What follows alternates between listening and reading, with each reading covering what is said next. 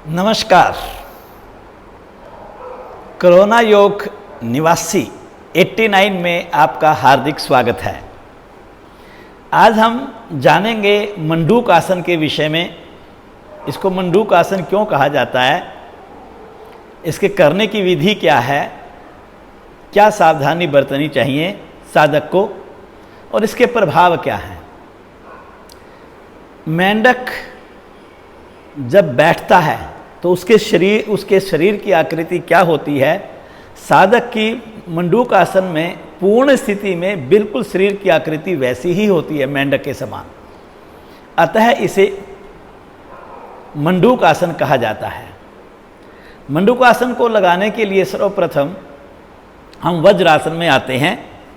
आप एक बार देख लेंगे, वज्रासन दो तरह से लगाया जाता है। एक जो आपको बतलाया जाएगा, दाईं ओर से दोनों टांगों को फोल्ड करके और वज्रासन में हम आ जाते हैं। ये देखिएगा आप, और पीछे से पैरों के अंगूठे मिले रहते हैं, एड़ियाँ हमारी खुली रहती हैं और उनके मध्य नितंबों को रख दिया जाता है। पश्चात कमर, धड़, गर्दन और सर बिल्कुल सीध में हो। दोनों हाथ घुटनों के पास जंघाओं पर रख दें। आंखें कोमलता से बंद। इसकी दो अवस्थाएं आपको समझाई जाएगी। पहली अवस्थाओं में मुट्ठी को बंद कर लेते हैं हम। कैसे? अंगूठों को अंदर करके और उसके बाद उंगलियां उसके ऊपर, मुट्ठी बंद करके नाभि के दाएं बाएं इस प्रकार लगाते हैं कि अंगुष्ठ मूल नाभि की ओर हो। पश्चात श्वास भर करके और धड़ वाले भाग से थोड़ा शरीर को ऊपर की ओर खींचते हैं, इस प्रकार। अब श्वास बाहर निकालते हुए धड़ को सीधा रखते हुए बहुत धीरे धीरे आगे की ओर अधिक से अधिक झुकते हैं, लेकिन गर्दन नहीं झुकनी चाहिए। और अंत में आपकी मुट्ठियां नाभि के पास अंदर की ओर धंसती हुई महसूस हों। सामान्य श्वासों के साथ रुकें।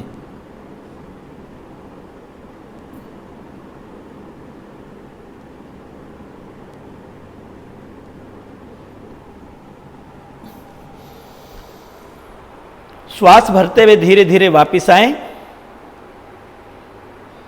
श्वासों को समान कर लें। दूसरी अवस्था में बाएं हाथ की हथेली का कप बनाते हैं हम। थोड़ा सा देखिए, ऐसे अंदर की ओर चली जाती है हथेली सेंटर से, और इसे नाभि के ऊपर रख देते हैं। फिर दाएं हाथ की हथेली को इसके ऊपर रखते हैं। श्वास भर करके उसी प्रकार धड़ वाले भाग को थोड़ा ऊपर की ओर खींचते हैं और श्वास निकालते हुए धड़ को सीधा रखते हुए कमर को तानते हुए धीरे धीरे आगे की ओर झुकते हैं।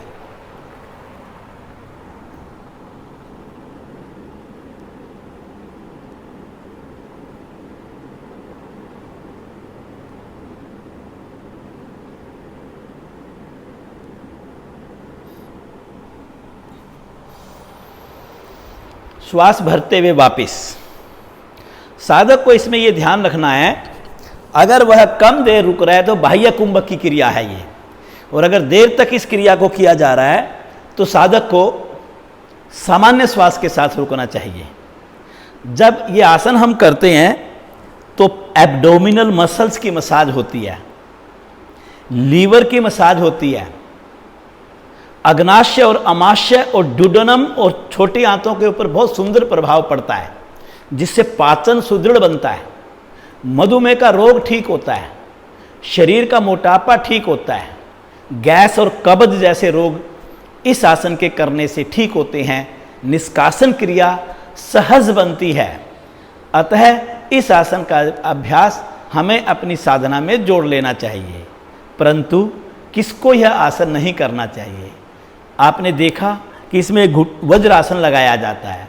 अगर किसी को ऑस्टियोआर्थराइटिस की प्रॉब्लम है, घुटनों में सूजन है, घुटनों में दर्द है, या किसी को कमर के निचले भाग में रीढ़ में दोष है, उन्हें इस आसन का अभ्यास नहीं करना चाहिए। बाकी सभी के लिए यह अभ्यास बहुत लाभकारी है।